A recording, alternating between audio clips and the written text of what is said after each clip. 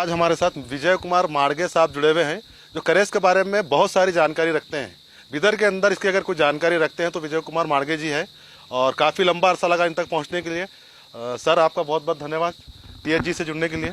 Sir करेस के बारे में बताइए कि किस टाइम और कैसे स्टार्ट हुआ और इसकी वजह क्या थी स्टार्ट होने की। देखिए, बीदर में जो करेज है, जिसको कन्नाट भी बोला जाता है, ये दोनों फारसी शब्द है। करेज का origin actually middle eastern countries जैसे ईरान, वहाँ पे हुआ था। वहाँ पे पानी की कमी के कारण वहाँ पे एक ऐसा सोर्सेस को खोजा गया या फिर एक ऐसा सिस्टम्स को बनाया गया जहाँ पर एक पहाड़ी इलाके पे से एक टनल के जैसा निकाल के क्या है नीचे सेटल हुए गांवों को और सेटलमेंट्स के लिए पानी लाया जाता था। वो वाला सिस्टम्स और वो वाला जो पानी को एक जगह से दूसरे को जगह को पहुंचाने का सिस्टम है, उसी को करेज या कनात बोला जाता है। बीदर में जब बहमनी सुल्तानों का यहाँ पर से सल्तनत का यहाँ पर एस्टेब्लिशमेंट हुआ और ऐसा माना जाता है, इसको कोरेबोरेट करने का और उसमें और रिसर्च होने का ज़रूरत है कि बहमनीस के टाइम पे जब महमूद गवान इधर आए थे तो पर्शिया से, उस टाइम का पर्शिया जो अभी का ईरान है, वहाँ से इंजीनियर्स को और स्कॉलर्स को बुला के ये काम करवाया गया करके ऐसे मान्यता है। इसको कोरेबोरेट करने का आवश्यकता है।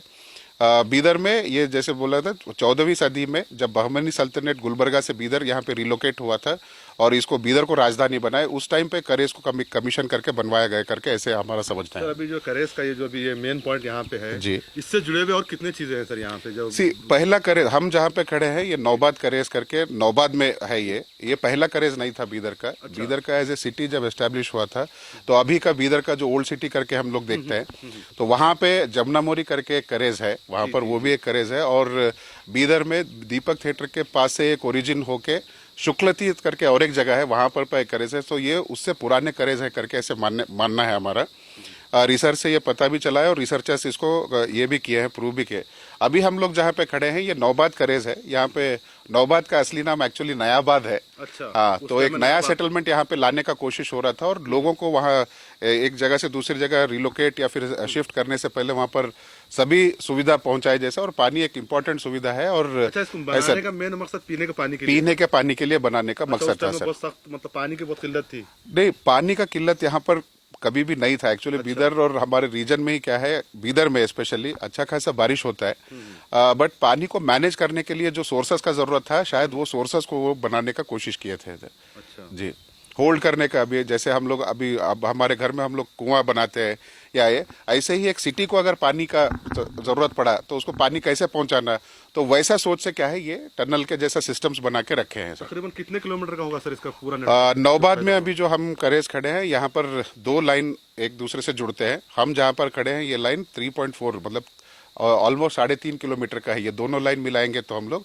3.5 किलोमीटर का लेंथ होता है। अच्छा, ऐसा भी कहा जाता था कुछ लोगों की, मतलब वो अपने एक्सपीरियंस बेस पे बताते थे या ऐसे ही बताते थे कि मतलब इसका नेटवर्क जो महाराष्ट्र तक भी है, इधर आंध्रा में हैदराबाद तक भी है, ऐसा कुछ है क्या? नहीं, वैसा नहीं है। एस्केप रूट्स का ऐसा हम भी बचपन में बहुत सुनते थे कि किले से या फिर सिटी से वॉर के टाइम पे जो है अगर एस्केप होना है, आर्मी को बोलो या रॉयल फैमिली को बोलो, तो ऐसे बहुत लंबे टनल्स बना के रखते थे करके ऐसा मान्यता है।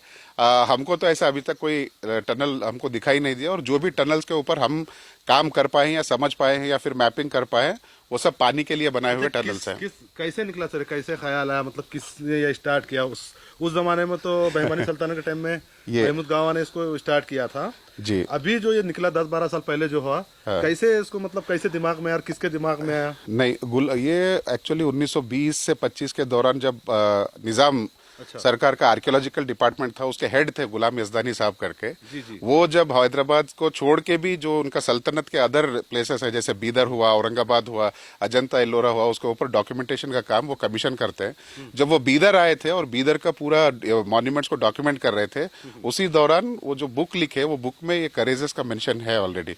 तो सबसे पहले इसके बारे में जानकारी, अगर एक ऑथेंटिक जानकारी हमको मिला था बोले तो गुलाम यजदानी साहब का एक बुक है, Bidar it's history and it's monuments करके, उसमें हमको मिला। उसके बाद 2008-9 में जब मुनीश मोदगिल साहब यहाँ के डीसी थे, बीपी रवि करके एसपी थे इधर। अच्छा। उस टाइम पे ऐसे बोला जाता है कि वो लोग इधर वॉकिंग के लिए आते थे। अच्छा। और अलियाबाद के 2 जो निवासी है शंकर और संजीव करके, वो लोग उनको मिलते हैं, मिलके ऐसा कुछ टनल्स यहाँ पे है बोल के दिखाने के बाद में उनका इंटरेस्ट बढ़ा। उनका भी कोई प्लान नहीं था? इसके बारे में कुछ ऐसा ये नहीं था। नहीं, आके देखे, लेकिन देखिए उनको एक ही काम नहीं रहता सही है है। और बिना पूरा जानकारी के किसी हाथ पे कोई भी आईएएस ऑफिसर बोलो या कोई पॉलिटिशियन बोलो कुछ कर नहीं सकते। तो शायद उनके बैक ऑफ द माइंड था कि कुछ करेंगे इसको लेके, लेकिन उनके टर्म में वो नहीं हो पाया। उसके बाद हर्ष गुप्ता साहब आए, वो भी देखे सिस्टम्स। उस टाइम पे लोकल जो जर्नलिस्ट थे, 2 जर्नलिस्ट थे, ऋषिकेश बहादुर देसाई करके द हिंदू के, देवू पत्तर साहब करके प्रजावाणी के वो कॉरेस्पॉन्डेंट थे इधर, और बहुत जाने माने स्कॉलर और एक सीनियर स्कॉलर जो थे बीदर के, और बीदर का हिस्ट्री और कल्चर पे बहुत सारा काम किए। सो बी आर कोंडा साहब, वो रिटायर्ड प्रोफेसर थे, अनफॉर्चुनेटली वो हमारे साथ नहीं है अभी, वो गुजर गए कुछ साल पहले। तो उनका मार्गदर्शन में क्या है, इसके ऊपर बहुत सारा इंटरेस्ट जनरेट हुआ, आर्टिकल्स आए पेपर में ये सब, लेकिन काम शुरू करने के लिए जो सॉलिड डॉक्यूमेंटेशन था वो नहीं था। 2009 में जब 2010 में मेरे को जहां तक याद है, जब हर्ष गुप्ता साहब का ट्रांसफर हुआ बीदर से और वो KUDFC के चेयरमैन बन के गए, तो मैसूर में उनके ऑफिस का इर्द गिर्द कुछ हेरिटेज के कंजर्वेशन के लोग काम कर रहे थे करके, तब वो लोग इंडियन हेरिटेज सिटीज नेटवर्क करके एक ऑर्गेनाइजेशन को मैसूर से बीदर में भेजे रिसर्च करने के लिए कि ऐसा कुछ वहां पे देखा गया था जब मैं DC था, उसके बारे में आप जानकारी दीजिए करके वो ऑर्गेनाइजेशन को बीदर में भेजे। उससे 2011 से ये काम चालू हुआ सर। अभी का जो पानी का बहाव या फिर आप जो भी देख रहे हैं इधर, ये वाला सिस्टम ये पूरा डेड था, ये अच्छा, हाँ। पूरा डिफंक्ट, ये कचरा और इससे भर दिया गया था पूरा 3-3.5 किलोमीटर में। जब हम डॉक्यूमेंटेशन के लिए कोशिश कर रहे थे, इसके ऊपर जब डॉक्यूमेंटेशन स्टार्ट करने का था, और जैसे मैं बताया एक करीब 3.5 किलोमीटर लंबा सिस्टम है, ये पूरा सिल्ट और कचरे से भरा हुआ था ये।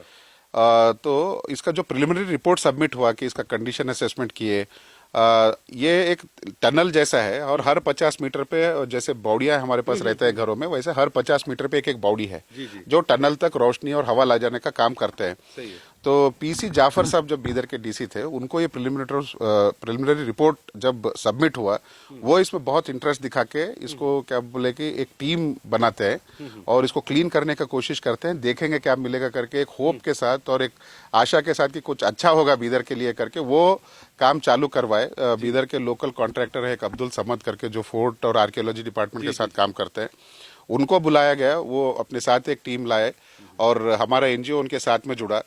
इंडियन हेरिटेज सिटीज नेटवर्क का टेक्निकल जो लोग थे वो लोग इसके साथ जुड़े, डिस्ट्रिक्ट एडमिनिस्ट्रेशन जुड़ा और 2015 में इसका ऊपर काम चालू करवाए। अब बदकिस्मती से क्या हुआ, काम शुरू होने के कुछ ही दिन बाद डॉक्टर PC जाफर साहब का ट्रांसफर हो गया इधर से, और उसके बाद जो DC आए श्री अनुराग तिवारी, अगेन वो भी सॉरीली वो गुजर गए 2018 में, एक हादसे में UP में उनका इंतकाल हो गया था।